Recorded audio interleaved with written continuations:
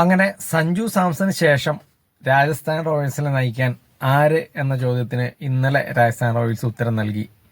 അത് രവീന്ദ്ര ജഡേജയോ യശസ്വി ജയ്സ്വാളോ അല്ല, അവരുടെ സ്വന്തം പരാഗ്. രവീന്ദ്ര ജഡേജനെ ചെന്നൈയിൽ നിന്ന് കൊണ്ടുവന്നപ്പോൾ നമ്മൾ വിചാരിച്ചു ചിലപ്പോൾ രവീന്ദ്ര ജഡേജനെ ക്യാപ്റ്റനാക്കാൻ കൂടി ആയിരിക്കും കൊണ്ടുവന്നതെന്ന്. കാരണം സീനിയർ താരമാണ്,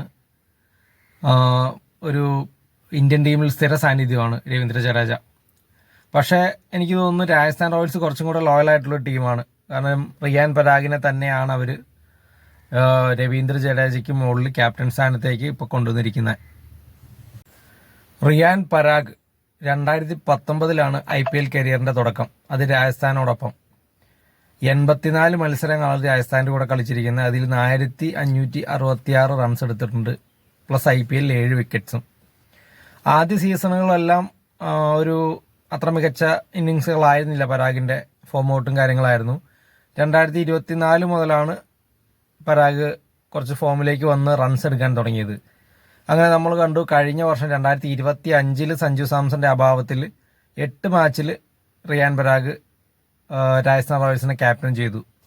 അതിൽ 6 മാച്ചിൽ രാജസ്ഥാൻ തോറ്റു, 2 മാച്ചിലാണ് രാജസ്ഥാൻ ജയിച്ചത്. അപ്പോൾ എന്താണെങ്കിലും പരാഗ് പക്ഷെ എപ്പോഴും രാജസ്ഥാൻ്റെ ഒരു വിശ്വസ്തനായിരുന്നു. അപ്പോൾ അതുകൊണ്ട് തന്നെ ആയിരിക്കും രാജസ്ഥാൻ പരാഗിനെ ഇപ്പോൾ ക്യാപ്റ്റനായി നിയമിച്ചിരിക്കുന്നത്.